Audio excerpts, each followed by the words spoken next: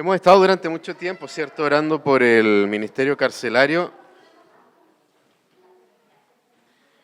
Yo quería leerles un mensaje que recibí el otro día de parte de nuestro hermano Felipe Villarroel, una de las personas que vino a presentarnos hace un par de años atrás esta idea de ministerio carcelario.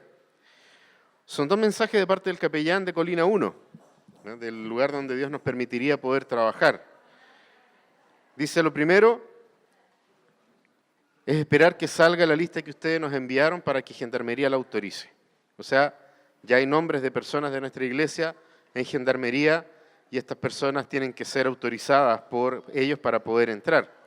Y una vez que salga ese permiso, deben ustedes venir hasta acá para poder ver el trabajo que pueden realizar. Y de ahí en adelante, poder incluir a más personas a una lista ampliada para un trabajo definitivo en el penal de Colina 1. Así que damos gracias a Dios por esto, por este mensaje que trae esperanza al pueblo de Dios, que ha estado en este lugar, en esta iglesia, mañana y tarde, orando durante ya mucho tiempo por esto. Pero sabemos de que Dios nos está abriendo las puertas en ese lugar y que se ve a través de este tipo de mensaje. Así que con alegría en el corazón por este tipo de cosas, yo los quiero invitar a que podamos abrir nuestras Biblias para escuchar la voz de Dios ahí en el libro de Esther, en el capítulo 8. Vamos a leer el capítulo completo, Esther, capítulo 8, vamos a leer desde el versículo 1 hasta el versículo 17. Dice la palabra de Dios, ese mismo día, el rey Asuero le dio a la reina Esther las propiedades de Amán, el enemigo de los judíos. Mardoqueo se presentó ante el rey porque Esther le había dicho cuál era su parentesco con ella. El rey se quitó el anillo con su sello, el cual había recuperado de Amán, y se lo obsequió a Mardoqueo. Esther, por su parte, lo designó administrador de las propiedades de Amán. Luego Esther volvió a interceder ante el rey. Se echó a sus pies y con lágrimas en los ojos le suplicó que pusiera fin al malvado plan que Amán, el agageo, había maquinado contra los judíos. El rey le extendió a Esther el cetro de oro. Entonces ella se levantó y permaneciendo de pie ante él, dijo, si me he ganado el favor de su majestad y si piensa que es correcto hacerlo y está contento conmigo, dígnese dar una contraorden que invalide los decretos para aniquilar a los judíos que están en todas las provincias del reino, los cuales fraguó y escribió Amán, hijo de Hamedata, el agageo. Porque ¿cómo podría yo ver la calamidad que se cierne sobre mi pueblo? ¿Cómo podría ver impasible el exterminio de mi gente? El rey Asuero respondió entonces a la reina Esther y a Mardoqueo, el judío. Debido a que Amán atentó contra los judíos, les he dado sus propiedades a Esther y a él lo han empalado en la estaca. Redacten ahora, en mi nombre, otro decreto en favor de los judíos, como mejor les parezca, y séllenlo con mi anillo real. Un documento escrito en mi nombre y sellado con mi anillo, es imposible revocarlo. De inmediato fueron convocados los secretarios del rey. Era el día 23 del mes tercero, el mes de Siván. Se escribió todo lo que Mardoqueo ordenó a los judíos y a los sátrapas, intendentes y funcionarios de las 127 provincias que se extendían desde la India hasta Cus. Esas órdenes se promulgaron en la escritura de cada provincia y en el idioma de cada pueblo, y también en la escritura e idioma propios de los judíos. Mardoqueo escribió los decretos en nombre del rey Asuero, se selló con el anillo real y los envió por medio de mensajeros del rey que montaban veloces corceles de las caballerizas reales. El edicto del rey facultaba a los judíos de cada ciudad a reunirse y defenderse, a exterminar, matar y aniquilar a cualquier fuerza armada de cualquier pueblo o provincia que los atacara a ellos o a sus mujeres y niños, y a apoderarse de los bienes de sus enemigos. Para llevar esto a cabo en todas las provincias del rey Asuero, los judíos fijaron el día 13 del mes 12, que es el mes de Adar. En cada provincia se emitiría como ley una copia del edicto y se daría a conocer a todos los pueblos. Así los judíos estarían preparados ese día para vengarse de sus enemigos. Los mensajeros, siguiendo las órdenes del rey, salieron de inmediato montando veloces corceles. Su edicto se publicó también en la ciudadela de Susa. Mardoqueo salió de la presencia del rey vistiendo ropas reales de azul y blanco, una gran corona de oro y un manto de lino fino color púrpura. La ciudad de Susa estalló en gritos de alegría. Para los judíos, aquel fue un tiempo de luz y de alegría, júbilo y honor. En cada provincia y ciudad donde llegaba el edicto y la orden del rey, había alegría y regocijo entre los judíos, con banquetes y festejos. Y muchas personas de otros pueblos se hicieron judíos por miedo a ellos. Los invito a que podamos orar. Padre Celestial, damos gracias por poder tener acceso a tu palabra en nuestra propia lengua. Damos gracias, Señor, porque eres tú quien nos faculta y nos ilumina para poder comprenderla. Y pedimos, Dios amado, que tu Santo Espíritu ilumine nuestro corazón y nuestra mente. Oramos, Dios, en el nombre de Cristo Señor. Amén. Aún no es el fin. Ese es el título que podemos colocar a esta sección del libro de Esther. Y da la impresión, por cómo se va contando la historia y en base a la misma narrativa del texto, de que efectivamente estamos llegando al fin de la historia. Se solucionan los conflictos, hay hay fiesta, hay alegría, y si nosotros lo miráramos a través de los lentes de digamos, el viaje del héroe de Vogler, los que les gusta el cine saben que las grandes películas y las grandes historias que se cuentan en el cine tienen esta misma estructura. Nosotros estaríamos llegando al final de un relato, al final de una historia, porque se dan estas cosas, se soluciona el conflicto de los protagonistas, hay una batalla ganada en contra del antagonista y hay una fiesta en donde se celebra justamente la derrota de este antagonista. Entonces da la impresión de que estamos nosotros frente al fin, y si el libro de Esther terminara aquí, tendríamos una historia redonda.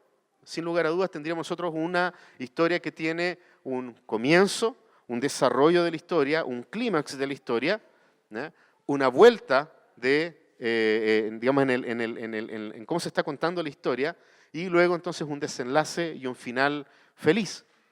Y entonces en ese sentido diríamos, la historia está bien contada porque tiene todas estas partes. Pero aún no es el fin. Y no es que aún no sea el fin porque todavía quedan algunos capítulos del libro de Esther, sino que aún no es el fin porque Dios está tramando y Dios está escribiendo su propia historia en medio de esta historia. Y esa historia de Dios todavía no tiene un fin. Es una historia abierta, es una historia que se ha seguido desarrollando y se va a seguir desarrollando hasta que Cristo vuelva. Es la historia de Dios la que se está contando. Es la historia del pueblo de Dios. Es la historia que Él ha querido contar para autorrevelarse a la humanidad. Pero necesitamos también nosotros comprender por qué motivo todavía no es el fin. Y eso es lo que vamos a estar viendo hoy día por medio de la palabra de Dios. Lo primero que nosotros podemos ver y hacer respecto de por qué aún no es el fin, es que porque aún necesitamos interceder. Si nosotros vemos y volvemos a leer los versículos que acabamos de mirar, podemos nosotros descubrir en ellos de que efectivamente se nos está mostrando una aproximación a un final, pero que no está exento de algunos problemas intermedios.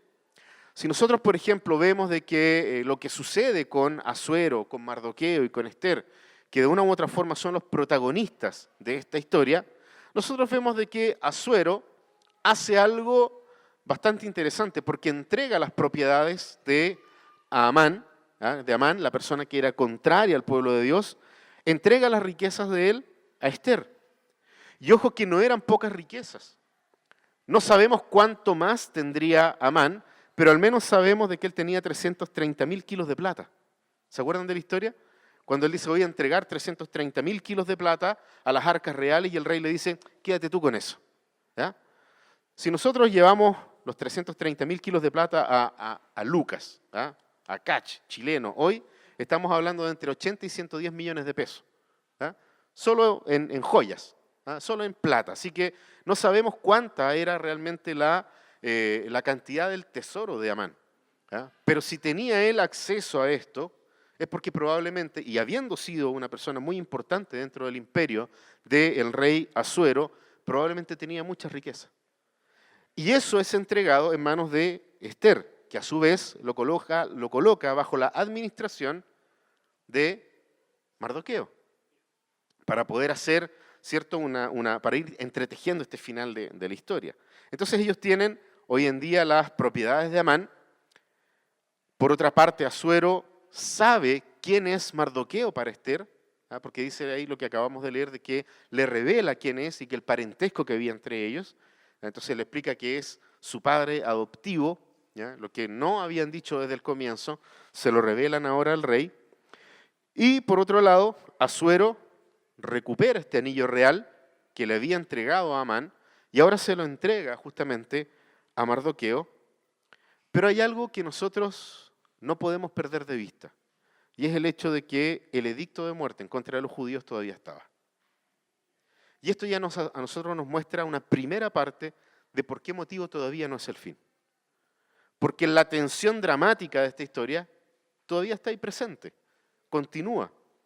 El rey no vino y dijo, bueno, queda anulado todo lo que haya dicho Amán, sino que la tensión dramática continúa. Porque el edicto de muerte sobre el pueblo de Ester, sobre el pueblo de Mardoqueo, todavía permanece. Y el tiempo seguía corriendo. Se acercaba al final, sí, pero para los judíos. Corría el tiempo y nadie lo podía detener. Y se tenía que cumplir lo que el rey, porque estaba firmado con su sello, no nos olvidemos de eso, lo que el rey había dicho respecto de este pueblo. Entonces ahí es donde nosotros vemos cómo Dios guía finalmente a Ester para interceder. O sea, ¿por qué no es el fin? Porque todavía necesitamos interceder. Así como Ester intercede. Y fíjense que aquí hay un contraste bien interesante con el capítulo anterior. En el capítulo anterior nosotros vemos que Amán va delante del rey y también intercede, pero intercede de una manera bastante singular, porque es por su propia vida. Clama por él, clama perdón para él.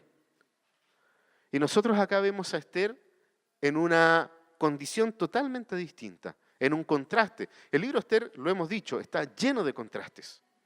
Y uno de los contrastes es este, porque también va delante del rey, se postra delante del rey y con lágrimas en los ojos clama e intercede.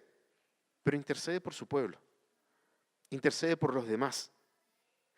¿Y por qué nosotros podemos detenernos en esto? Porque la Biblia nos dice de que el rey coloca su cetro sobre Ester, o sea, le perdona la vida por estar pidiéndole algo así al rey.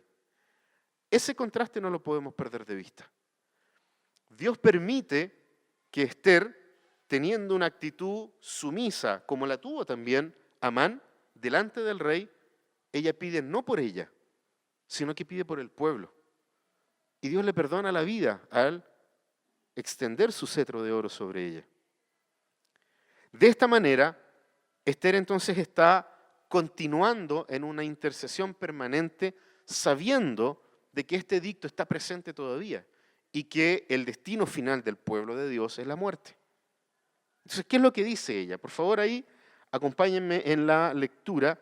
Dice que le dice Ester al rey en el versículo 5, si me he ganado el favor de su majestad y si piensa que es correcto hacerlo, fíjense en cómo coloca esto en manos de la decisión final del rey. ¿Qué le dice? Y está contento conmigo. ¿Ah? Ahí le dice un 13-13. ¿Ah? Le pega un codazo para el lado. ¿Ah? Y si está contento conmigo, dígnese a dar una contraorden que invalide en todas las provincias del reino, los cuales fraguó y escribió Amán, hijo de Hamedata, el agageo. Porque ¿cómo podré ver yo la calamidad que se cierne sobre mi pueblo? ¿Cómo podría ver impasible el exterminio de mi gente? Tenemos a Ester intercediendo, pero ella intercede porque el edicto todavía está presente.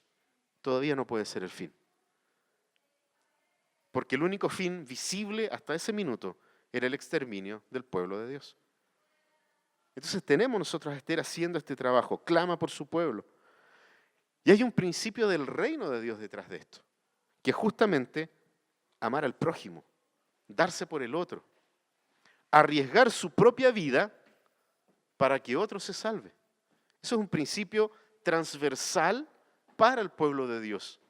Darnos constante y permanentemente hacia el otro, no para nosotros mismos, sino que siempre en los demás, no en nosotros. Entonces Esther pide, ¿cierto?, revocar este edicto que, ojo, tampoco Esther lo dice desde el vacío. Aquí no aparece Esther y dice, bueno, como yo le gusto al rey, entonces voy a ir y le voy a decir estas cosas. No nos olvidemos en el capítulo 5, en los versículos 3 y el versículo 6, el mismo Asuero le dice en 2 oportunidades, aun cuando tu petición fuere la mitad de mi reino, yo te lo voy a dar. Entonces Esther no va delante del rey a pedirle algo así porque se le ocurrió que podría ocurrir y que podría hacer. Ella se toma de las mismas palabras del rey y de una u otra forma también lo coloca en jaque. Porque tú le dices, tú me prometiste que me ibas a dar lo que yo te pidiera y me lo dijiste 2 veces. ¿Ah? Entonces, de esta manera Esther se acerca al rey y le dice, termina con este edicto, revócalo. ¿Ah?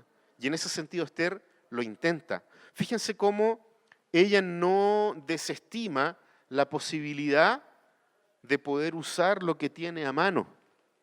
De la misma forma en que vimos nosotros a Mardoqueo en los primeros capítulos, también hacer lo mismo, clamar a Dios, rasgan sus vestiduras, buscan a Dios en ayuno, en oración, pero al mismo tiempo intentan hacer algo con lo que tienen en sus manos. Esther no desestima esta posibilidad. Ella dice, el rey me lo dijo, hay que intentarlo. Vamos a probar. ¿Ah? En pedir, dijo Esther, no hay engaño. Total, a mí me dijeron que lo que me pidieran, me lo iban a dar. ¿Saben qué me recordó esta parte? Cuando decapitan a Juan el Bautista. Las palabras del rey son las mismas. Lo que me pidas te doy, aunque sea la mitad del imperio. ¿Ah? Parece que esto es una constante en los imperios de este mundo. Que es no pensar justamente en las personas, en el imperio en sí, sino que constantemente los que lideran el imperio piensan en ellos mismos, piensan en su propio bienestar. Si nosotros lo trasladamos a nuestra vida hoy, no importa quién esté sentado en el sillón ahí en la Moneda, en el segundo piso. Sigue siendo el mismo imperio, el que trabaja en pos de sí mismo. Y eso debiese ser un llamado de atención al pueblo de Dios. Porque da lo mismo si nos inclinamos a la derecha o a la izquierda. Ambos nacen de la misma idea, saquemos a Dios y que el hombre sea el centro de todas las cosas. Y que nosotros dirijamos las cosas a nuestro antojo y a nuestro gusto. Sí, algunos le dan más énfasis al tema moral, otros le dan más énfasis al tema social. Pero al final de cuentas, el imperio trabaja para sí, no trabaja para el reino de Dios. Entonces somos una ciudad, como diría Agustín, una ciudad de Dios en medio de la ciudad de los hombres. Y Esther está consciente de esto, ¿ah? Porque dice, vamos a probar, no importa que no resulte, pero para allá vamos. ¿Ah? ¿Y qué es lo que sucede? ¿Por qué aún no es el fin? Y aquí podemos ver una segunda cosa en este relato. No es el fin todavía porque las soluciones no son definitivas. Y eso es lo que nosotros vemos de los versículos 7 al 14. Fíjense que el rey Asuero aquí coloca una nueva tensión dramática, o nos recuerda la tensión dramática, la verdad, que es constante y permanente en el libro. A pesar de haber prometido dar lo que le pidan, que es a lo que apela Esther para poder pedirle que revoque el edicto, no lo revoca. El edicto se mantiene. Asuero sigue con la dinámica del imperio humano, que es individualista. ¿En qué sentido? Fíjense que él de una u otra forma le dice, yo ya le di dinero a ustedes, les di riquezas, y por otro lado, vengué la vida de ustedes, o lo que habían tramado en contra de ustedes, matando al enemigo de ustedes. ¿Eh? Y de esta forma, entonces, yo les estoy dando lo que cualquier persona en este reino estaría contento de recibir. Dinero y venganza. Dinero y vendetta. Estas dos cosas ahí están, las tienen. ¿Por qué me piden más que eso? Pero hay una cosa que yo no voy a hacer. Retractarme de lo que dije. ¿Se dan cuenta cómo Asuero sigue con la dinámica del imperio?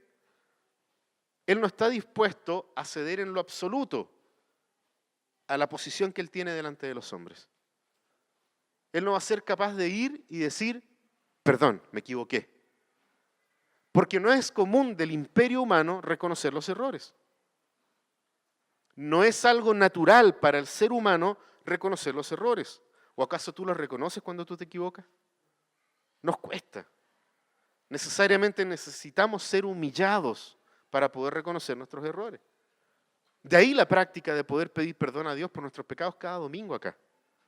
Porque se nos olvida, se nos va.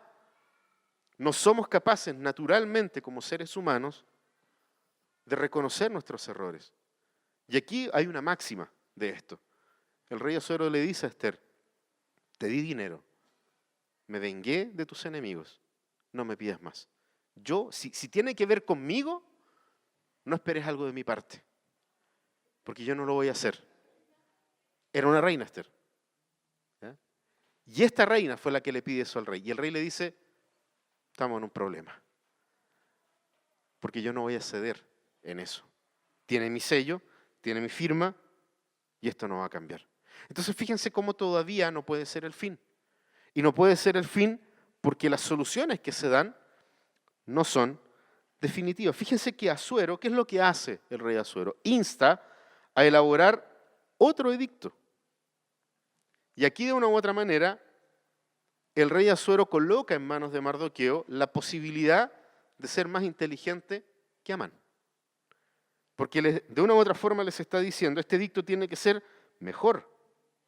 Tiene que ser un edicto mucho mejor que el que ya está dicho, al punto de que entre ellos se anulen. Entonces fíjense cómo Amán, como un experto en esto, Asuero, un experto en esto, vuelve a decir, yo me lavo las manos en esta cuestión, arréglenselas ustedes. ¿Ya? Aquí yo no me meto. Pero le entrega así y empodera a Mardoqueo, al punto que Mardoqueo llama a los secretarios del rey para poder empezar a hacer esto.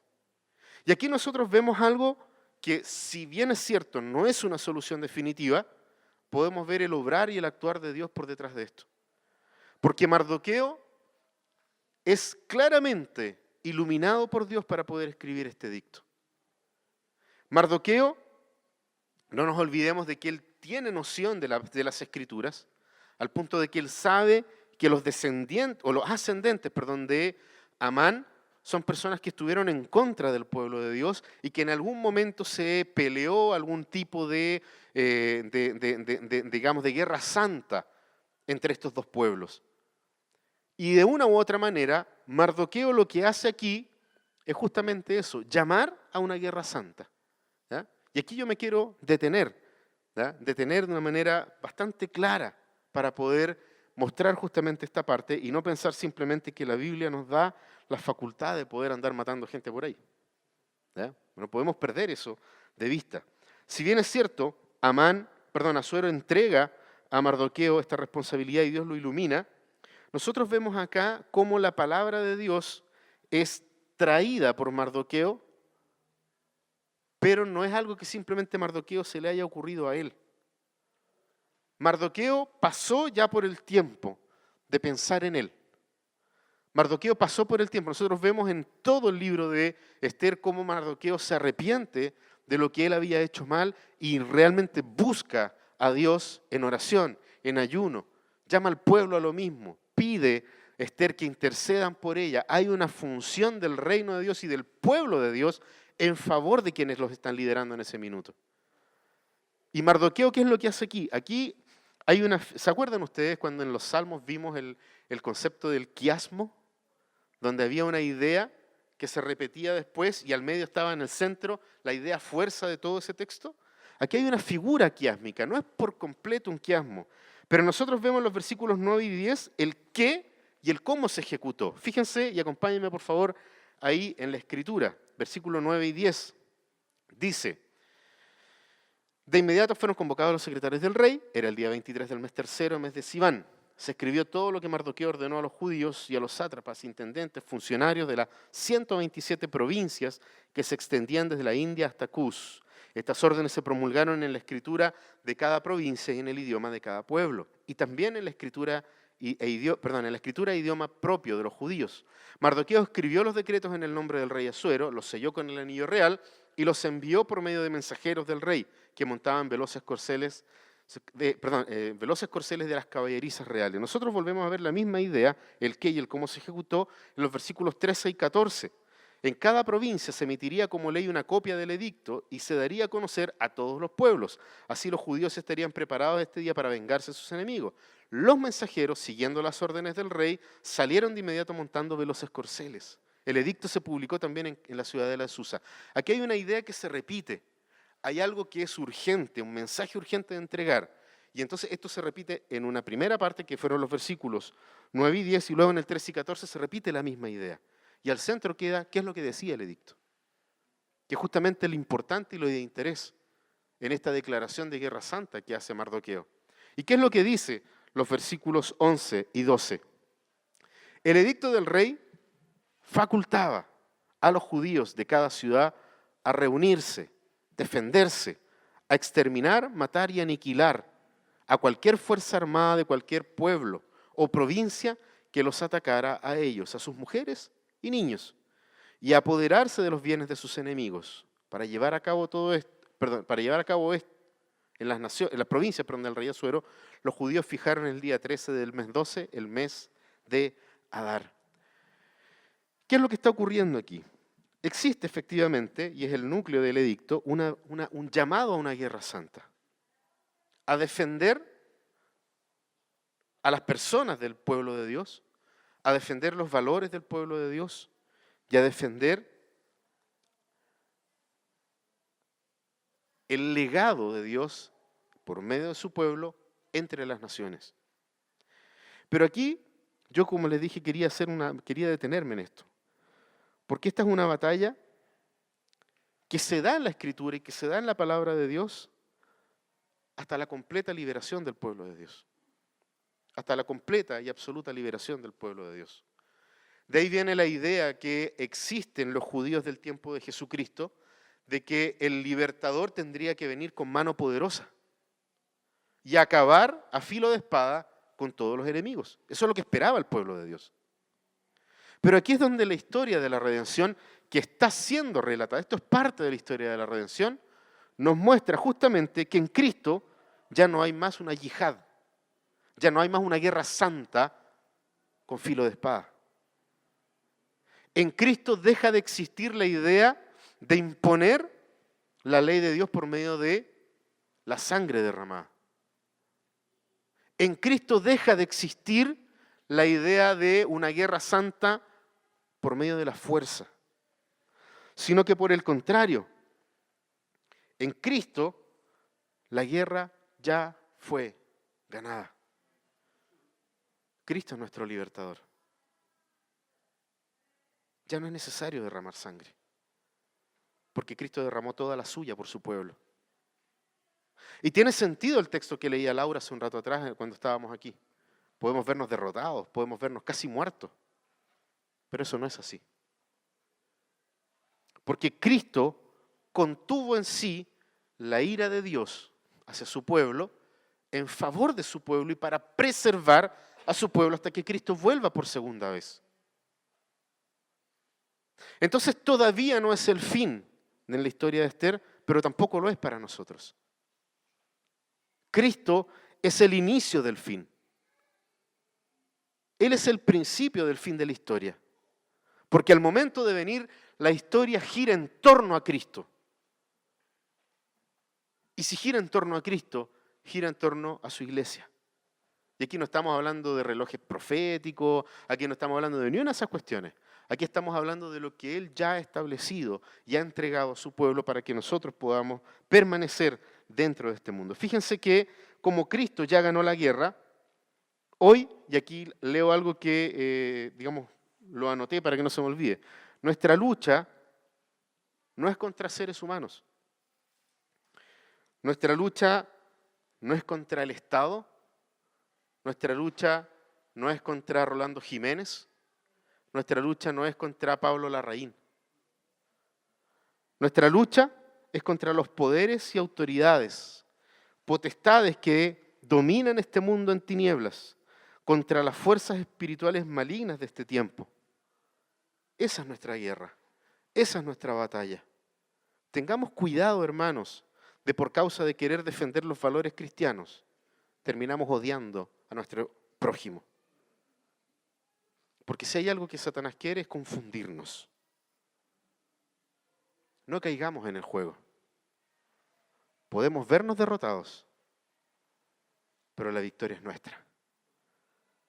Porque Cristo la ganó por nosotros. Nuestra lucha no es contra ellos, no es contra las personas. Ama a tu prójimo como a ti mismo. Pero dice la palabra de Dios, arraíguense en la verdad, en la justicia. Anuncien el Evangelio, mantengan la fe en la salvación que les es o les ha sido dada por medio de las Escrituras. Esa es nuestra fuente, esa es nuestra base, ese es el lugar donde tenemos que estar parados. Ni un paso más allá, ni un paso más acá. El Evangelio de Jesucristo es lo que nos faculta y nos capacita a amar a los que están en contra de nosotros. Es la palabra de Dios la que nos permite poner la otra mejilla, una y mil veces si es necesario. Tengamos cuidado de tomar este tiempo como una yihad cristiana, porque eso no existe. Eso no existe. El Señor nos llama a reflejar su amor para poder entregar su gracia y su misericordia a los más necesitados, a los rincones más oscuros de esta sociedad. Ahí tenemos que estar, ahí tenemos que llegar, ahí tenemos que ser de influencia, ahí tenemos que anunciar que Jesucristo perdona y transforma. Por eso, aún no es el fin. Nuestra mejor arma en este tiempo, según Efesios, el mismo que estaba leyendo ahí, es la oración. ¿Cuánto estamos orando por todo esto? ¿Cuánto estamos orando y simplemente dejarnos de escribir cosas ahí en Facebook en contra de esta cruzada de la ideología de género? ¿Cuántas horas pasas tú de rodillas delante del Señor, pidiendo a Él que Él haga justicia sobre estas cosas? Clamando en ayuno y en oración por este tiempo difícil para la iglesia. Por este tiempo en el que, como dijo Chesterton, vamos a tener que desenvainar una espada para decir que el pasto es verde. ¿Cómo estamos nosotros en esto? ¿Nos dejamos llevar por los eslóganes? ¿Nos dejamos llevar por las pancartas? ¿O hacemos lo que la Sagrada Escritura dice que tenemos que hacer? Revestirnos en esta verdad, ponernos esta armadura que nos protege. Orar y avanzar para que la verdad de Cristo siga siendo predicada hasta que Cristo vuelva. Por eso aún no es el fin. Aún no es el fin. Por los motivos que acabamos de ver. Porque necesitamos seguir intercediendo. Y porque las soluciones, Dios quiso que no sean definitivas. Hasta que Cristo vuelva. Y por último, no es el fin aún, porque a pesar de que hay alegría, esta alegría no es eterna, todavía. Esta alegría no es eterna, todavía, que lo vemos en los versículos 15 al 17. Fíjense que hay nuevas vestiduras. Dice acá que Mardoqueo salió de la presencia del rey vistiendo ropas reales, de azul y blanco, una gran corona de oro y un manto de lino fino color púrpura. ¿Qué es lo que nos dice antes esto? Capítulo 3. Dice que Mardoqueo rasgó sus vestiduras, se vistió de cilicio y de ceniza. Fíjense en el contraste con lo que Dios está haciendo ahora por su pueblo. Antes habiendo luto, antes habiendo dolor, antes habiendo vergüenza, ahora Dios coloca ropas reales, una gran corona de oro, un manto de lino fino, color púrpura. Es la obra de Dios. Aquí no estábamos hablando de que, como dirían algunos predicadores por ahí, si esto es así, yo lo quiero ahora, aquí, en este mundo. No tiene que ver con eso. Muestra simplemente cómo Dios honra a los que le buscan. Honra la verdad, honra la justicia, honra lo que es bueno. Porque también nos dice el mismo texto de que hay nuevas emociones. en contraste con la amargura, el duelo, el llanto y el lamento del capítulo 4. Dice que cada lugar donde llegaba el edicto de Amán, había amargura, duelo, llanto y lamento. Pero nosotros vemos acá de que en cada provincia, leo en el versículo 17, y ciudad donde llegaba el edicto y la orden del rey, había alegría y regocijo entre los judíos con banquetes y festejos. Hay otro contraste que nos está mostrando el autor del libro de Esther. Y es un contraste en la medida en que Dios fue obrando y fue mostrando su voluntad para su pueblo, que fue cambiando las cosas. Cambió el lamento por el gozo. Fue transformando lo que era duro y difícil por alegría, por seguridad. Porque Dios estaba detrás de su pueblo. Y algo que parece, aquí hay una ironía, ¿no? Hemos visto que el libro de Esther está lleno de ironías. ¿Eh? Y nosotros vemos otra ironía más acá. Porque hay temor de Dios por parte de los pueblos de la tierra. Fíjense en lo que dice al final del versículo 17. Y muchas personas de otros pueblos se hicieron judíos por miedo. ¿Eh? Ahí, claro, podríamos nosotros decir, bueno, está bien que se hayan hecho judíos por miedo y no por cosas más profundas. El asunto es que el autor está mostrando cómo lo que antes era un edicto de muerte, ahora se transforma en gozo, en alegría, al punto que la gente quiere ser como los judíos. ¿Saben qué? Esto no es exclusivo en la Escritura, nosotros vemos esta misma situación en el libro de Hechos. En Hechos capítulo 2, del versículo 42 al 47, la palabra del Señor nos dice de que el pueblo de Dios hacía la pega que tenía que hacer: predicar, anunciar, hacer discípulos, partir el pan, vivir en comunidad unos con otros, protegerse unos con otros. Y dice que tenían alta estima en el pueblo y la gente quería ser cristiana. Y en el capítulo 5 lo vuelve a repetir. Y ojo que el capítulo 5 mostraba la muerte de 2 personas ante la presencia de Dios. Cuando mienten a Dios, o mienten a la iglesia, le mienten al pueblo de Dios. Y a pesar de eso, la gente quería ser cristiana igual. Porque veían una consecuencia en sus vidas. ¿A qué nos está llamando el Señor? ¿A qué nos está llamando nuestro Dios? ¿Nos está llamando necesariamente a una yihad? ¿O nos está llamando a ser el pueblo que debemos ser? Y que por gracia podemos ser. A preocuparnos unos por otros. A amarnos entre nosotros para que ese amor desborde hacia afuera y poder efectivamente amar de verdad, no porque hay que hacerlo. Porque si nos vamos entonces con lo que hay que hacer porque hay que hacerlo, entonces cerremos la iglesia por fuera. Porque no estamos permitiendo que la verdad del Evangelio permee dentro de nosotros. Y poder hacerlo como un acto de amor al Dios que nos salvó, al Dios que nos rescató, al Dios que me perdonó. Y eso significa descansar en la obra perfecta de Jesucristo. Completa. No hay nada que añadir, porque Él ya lo hizo. Fíjense, había alegría. ¿Se acuerdan ustedes hace algunas semanas atrás cuando Jonathan nos decía que conversando con una profesora del Centro de Estudios Judaicos, ¿verdad? Ella fue, que decía que la historia de los judíos se resumía en, siempre era lo mismo. Nos querían matar, no nos mataron, hagamos una fiesta. ¿Eh? Lo volvemos a ver acá. Volvemos a ver este mismo principio de parte del pueblo de Dios, del pueblo judío. Probablemente nosotros estamos en este tiempo, en ese momento, en que nos quieren matar. Y probablemente nos van a matar. Pero que cuando mueran los primeros cristianos por causa de no abrazar la ideología de género, no vayas en contra de los que mataron. Porque nuestra lucha no es contra ellos. Nuestra batalla no es contra las personas, no es contra sangre y carne. Sabemos quién es nuestro enemigo, no perdamos de vista eso.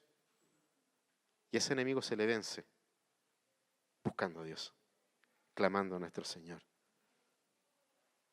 En oración, en ayuno, en búsqueda, en lectura de su palabra, es el único lugar donde encontramos consuelo. A pesar de que no hay cambios reales porque el edicto seguía presente. ¿Se acuerdan que yo les decía no perdamos de vista esto? El edicto sigue presente. Va a llegar el mes del año en el que van a ver y decir, hay que matar a los judíos, vamos a matarlos. Pero había ahora otro edicto que permitía la defensa. Y Dios lo hizo porque estaba tejiendo la historia de la redención. Porque tenía que llegar el Mesías. En Cristo esto termina. En Cristo esto acaba. Y a pesar de que no hay cambios reales en el imperio, sí hay una nueva perspectiva que Dios le da a su pueblo. No hay un cambio real en el imperio, pero hay un cambio de perspectiva de parte del pueblo de Dios. El fin definitivo del imperio humano será cuando Cristo vuelva por segunda vez. Y esa es nuestra esperanza. Ese es el mensaje de Dios permanente y constantemente para su pueblo. Ayer, hoy y hasta que Cristo vuelva a ser el mismo mensaje de esperanza. Está presente en toda la Escritura. Porque a fin de cuentas es Dios quien cuida a su pueblo en todo tiempo. Es Dios quien protege a su pueblo en todo tiempo, en todo lugar, sin importar el imperio humano de turno. Sin importar el imperio humano de turno. Pueden ser los fascismos de derecha o los fascismos de izquierda. Dios sostiene a su pueblo. Da lo mismo el imperio que esté sentado en los tronos humanos. Cristo está sentado en el trono de los cielos. Y esa es nuestra esperanza. De ahí nosotros no nos podemos mover. A pesar de que nos persigan, a pesar de que se nos dicten leyes mordazas, a pesar de que nos lleven a los tribunales, a pesar de que nos maten, Dios es fiel a su pueblo porque Él es fiel a su pacto. Dios sigue siendo fiel. Hace un rato atrás lo cantábamos. Tu amor siempre es fiel. Tú no nos dejas. Perfecta es tu gracia. Tu amor no cambia. En medio del llanto y dolor, tu gozo nos rescata. Se levanta el mar, se caen las montañas, pero tu amor siempre es fiel. Que nuestra esperanza esté en la obra perfecta y completa de Cristo. Y jamás en las soluciones parciales que nosotros podamos dar. Por eso no es el fin. Porque para el fin de todas las cosas, antes del fin de todas las cosas, escucharemos las trompetas sonar. Que el Señor les bendiga. Oremos. Padre Celestial, te damos gracias, Señor, porque tú eres fiel. En medio de nuestra infidelidad, en medio de nuestra falta de amor por el prójimo, en medio de nuestro temor que levanta muros en contra de los demás, tú nos invitas, Señor, a derribar estos muros y a construir estos puentes con esta sociedad que no nos aborrece a nosotros. Tu palabra dice que te aborrecen a ti. Señor, ayúdanos para poder abrazar, Señor, tu palabra y lo que ella nos indica hacer cada vez que somos nosotros perseguidos, que somos nosotros, Señor, golpeados, que somos nosotros muertos por tu causa. Ayúdanos, Señor, a resistir, pero no con fuerzas humanas, porque no vamos a poder.